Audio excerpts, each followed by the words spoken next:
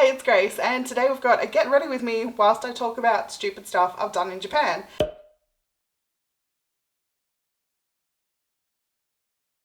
And I asked my partner for his input on my best / worst stories of things that happened in Japan, and he had quite an input, so I might need 2 videos to tell them all. Some of them, I should imagine, are things that other people experience and maybe have had problems with, but there's a couple that I'm definitely certain it's just my problem, my weirdness. My bad. But can I play the foreigner card? Yeah, no, some of these are just really bad. Alright, so my first story, I'm going to take a few from Kyoto and a few from Tokyo. So in Kyoto, I think it was the second time. It must have been, because I found out that curry was probably a good thing to try. Coco curry in Kyoto. I went and I was like, alright, we will try this. So I used the pictures to the best of my ability, and there's some English, that was fine. I thought I picked a really good thing, and it came out and I didn't like the look of it. I didn't like the smell of it, and I wasn't sure what I did wrong. I'm still not 100% sure I know what I did wrong. I actually don't think I ordered curry for some weird reason. I think maybe I ordered the demi-glaze. Like, is that a thing? It just didn't smell like, now I know what curry smells like. It just didn't smell like that. It was so gross.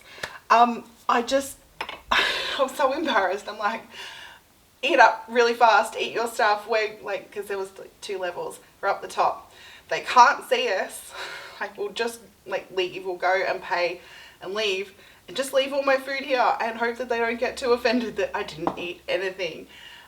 So that was what happened. He ate his stuff really fast so that no one could see us and ask if there was something wrong with my food, because I just didn't want to make a fuss. I just wanted to get out of there. So my partner enjoyed his stuff. Well, I think so. He finished it.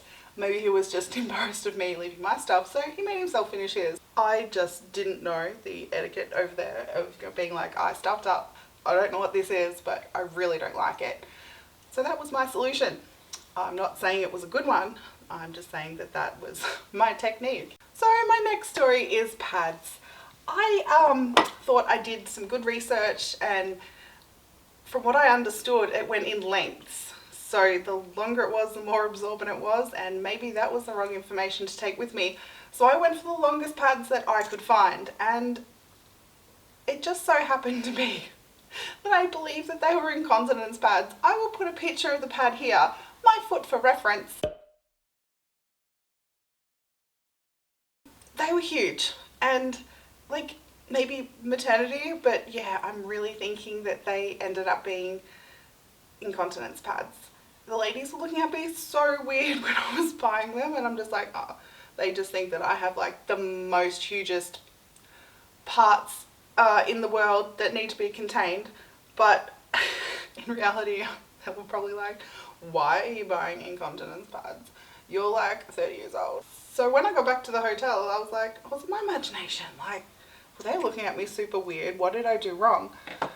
So I opened the pack and very quickly found out that they thought probably really weird things about me. The weird foreigner who pees herself. I hope they got a laugh out of that, because I certainly did, and I did not go back to that supermarket just in case they recognize me, because it's kind of hard not to. So I thought that maybe I should just avoid that place, and my partner laughed at me a lot again. And I fully understand. I thought it was hilarious. Not so much the curry one until afterwards, but definitely the pad thing at the time. He's like, yeah, they so think that you just wet yourself all the time.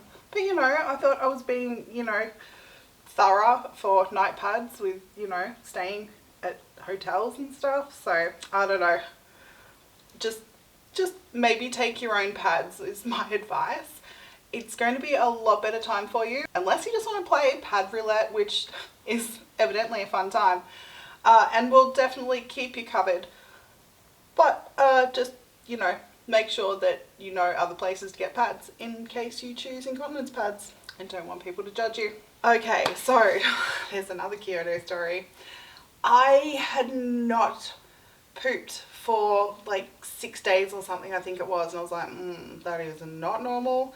I think I better get some medication for that. I took so much medication with me, like, you know, stuff you're allowed to have, but I thought it would be awkward asking for some of it. So I remembered like the anti-diarrhea medication and the travel sickness tablets and just like some Panadol and stuff. But I didn't bring any pills to make you poop. So I had to try and find out where the nearest chemist was. That wasn't too hard. Before I left the hotel, like I used the Wi-Fi to look up the word for constipation so I could show like whoever. So I went into the chemist and asked if anyone spoke English because that was like my best bet. I got someone who knew a little bit and I showed her the thing and we kind of awkward backwards and forwards. She went back to her computer and looked up sort of the English word and showed me on her phone and I'm like, yep, no, that's what we're talking about. So she gave me, I think I still got some just for nostalgia purposes. They're probably way out of date. I should get them. Strips of little pink pills and instructions on how to take them. And yep, that did the job. I didn't have to go back in there, fortunately, because it's not somewhere you have to go all the time. So that was fine, but still good and awkward. All right, I dug in the cupboard and found them. There we are. Now, I don't know if this is going to pick up. There we go. I don't know what that says. Is it up the right way? Okay. Is that better? There we go. That's the back. And they're pretty pink pills. Okay, where were we? Hotel. Yeah, this is still embarrassing to talk about. So I get really anxious flying. A lot of people do. It's a 10-hour flight from my closest big airport to get to Narita. And that's a long flight when you feel like you're going to die the whole time. I try and think about all things, you know, I try and be positive, but in the end, you are a long way up in the air, and I am very uncomfortable with that. And everyone's like, just go to sleep, it's fine. I can't sleep, and if I wake up and I have that instant feeling when I wake up that I'm in an airplane and I'm gonna die, it's not good. And I know other people feel like that, and sometimes you've just got to push yourself so you have new experiences. But it makes me not sleep. So I was awake for a long time before I got on the plane. And I also have this weird thing that if I'm going that far away for that long, I have to clean the whole house and kind of touch everything and rearrange everything and just know everything's going to be beautiful for when I get back. I don't know if everyone has that. I'm pretty sure they don't, but that's how I roll. So I was a bit tired and I was sore anyway, and it is over 3 hours from my town to the airport. Well, it's probably 3.5 by the time that you do parking and all that kind of stuff. So it was a long day, and then we got on a plane and I was awake for the whole time, and then we got off the plane and I was so excited, and that wore off pretty quickly. So by the time we travelled like another hour to Akihabara, I was a little bit of a mess. I was trying to keep my cool, but it wasn't easy. So we got checked in, it took a while, and we got up to our room, and I could not get my suitcase through the door. I know it was a big suitcase, but when I got it in there, there was pretty much no room for it anyway. I'll see if I've got some pictures of that room. It was a good time.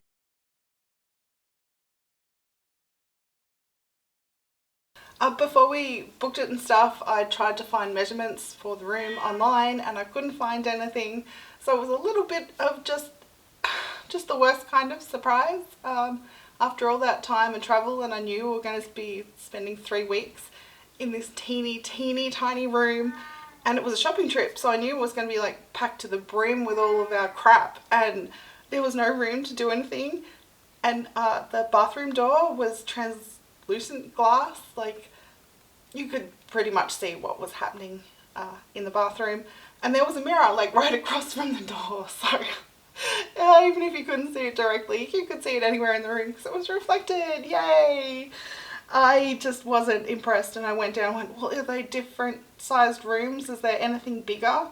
And they, like, I feel so sorry for this lady. She did it so well.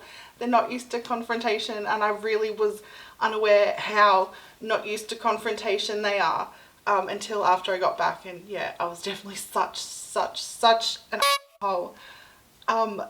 So she was trying to explain, because of course, language barrier, that all the rooms are the same size. So the only alternative would be to pay double like what we paid for one room, like pay that again for another room, so we can have two rooms, and that was their option, which I really didn't enjoy. So I had to go for a walk. I wasn't really sure where I was going, but I was going to figure it out, because you can't just smoke anywhere you like in Japan. There's designated areas, and I was a smoker at the time, so I had to go like for a walk, like with this map, to try and find an area that I could go and smoke without getting a fine. So that was just like even more frustrating at the time. So I went for a walk, and I figured that I would find this place on my own, it would be fine. And I went outside in a blind rage. So my partner thought that maybe he should follow, and he's much better at directions, and he got me to the place where I could sit, and there was a vending machine, and we'd already got some money, so I could get a drink and have a cigarette and try and just collect my thoughts, because they were everywhere. After thinking about it a lot, there was absolutely no way that we could afford a second room, and that would just be silly, like a room for our stuff and a room for us.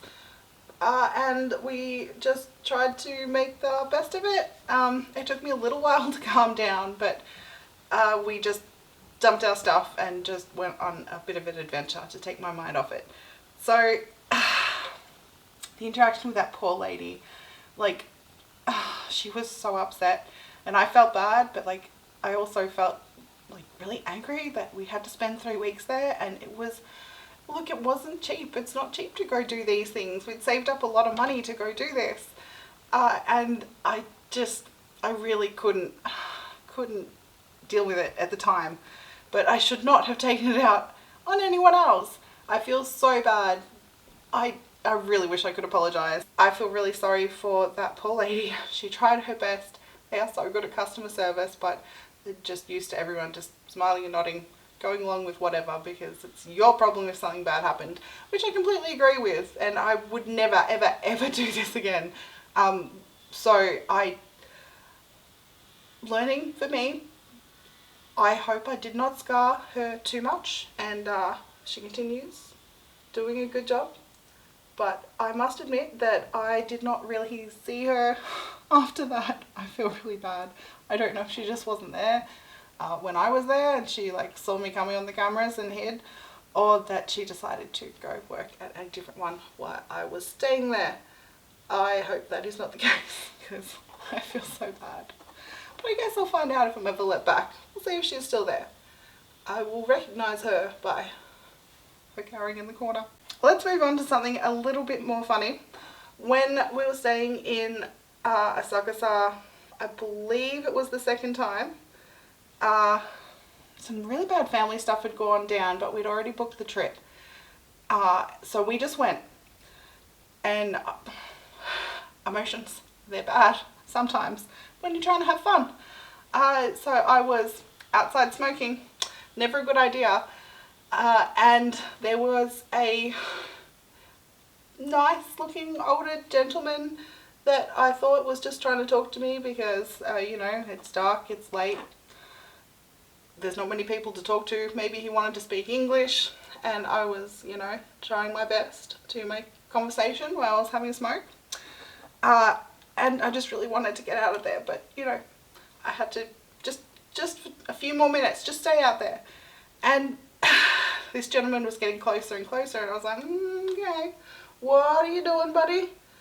And he got really close and was like, can I have a hug? And I was like, no, I'm really sorry, like, that's a bit too far for me. You know, thanks anyway, I'm sure you're lovely, but no. And then he asked for a kiss, and I was like, no, we're good, we're fine, no, thank you, I'm sure you're nice. At this stage, we're on the Wi-Fi at the Ryokan, and I was messaging my partner going, oh my god, save me. And he's like, I can see what's happening, I'm standing on the stairs inside. And I'm not saving you, this is hilarious. which it was really funny, but like I knew he was right there if anything bad went down. But I knew he was just seeing what happened because it was quite interesting. So I can't remember exactly what happened. Like a little bit in the middle when I was messaging my partner because I was just trying to be like, no, I'm good. I'm having a cigarette. Bye. And then he's like, do you want to go over there? Like pointing over there. And I was like, what's over there? I had completely like forgotten we're in the middle of all these love hotels, and he wanted me to go to the love hotel with him. I just thought it was a bit strange before that. And after that, I was like, yep, I've got to go. I just put that cigarette out and I went inside. And later on, when I went to go back out, I was like, is he here? Is he here? Is he here? So yeah, my partner was inside watching again. And nothing happened, thank goodness. But yep, there we go. I'm assuming that he thought I might have been some kind of prostitute because I had weird coloured hair, was dressed weirdly, and was hanging out in the Love Hotel district. So everyone, be careful. As fun as apparently it all is around there, don't get mistaken for a prostitute. Unless you're into that, and unless you need some more travel money, like maybe. And love hotels do look interesting, but that's not kind of the way I would like to go about looking inside one. So I don't know if I should be offended or flattered.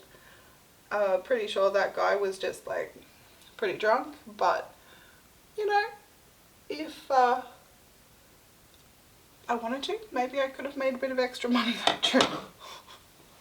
Oh my goodness. So the next thing that is just my bad was I bought new shoes to go to Disney World. No, Tokyo Disney. Oh my god. It's just Tokyo Disneyland. Brain just not working at the moment. Anyway, so I decided to buy new boots and I had worn them around. I'd gone for like quite a few walks in them and was confident they were fine. I hadn't worn them for a whole day, but you know, a few hours here and there. I thought everything would be fine.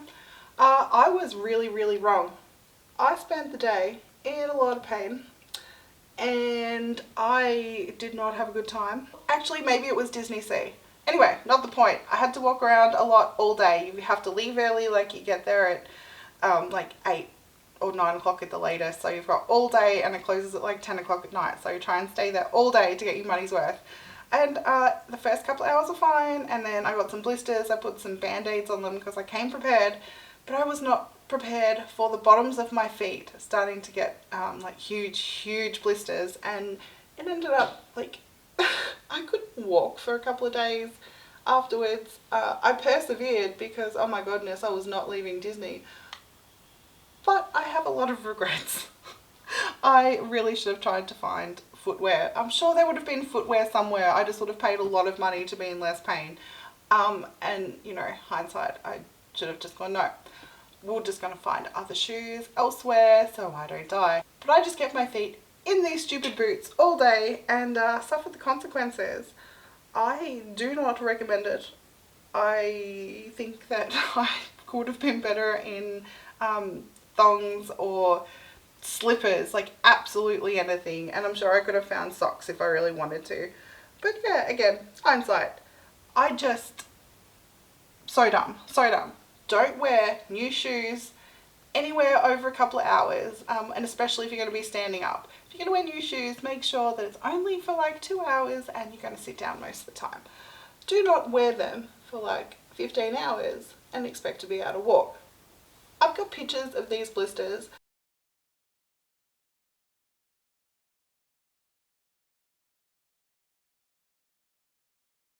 They were so bad.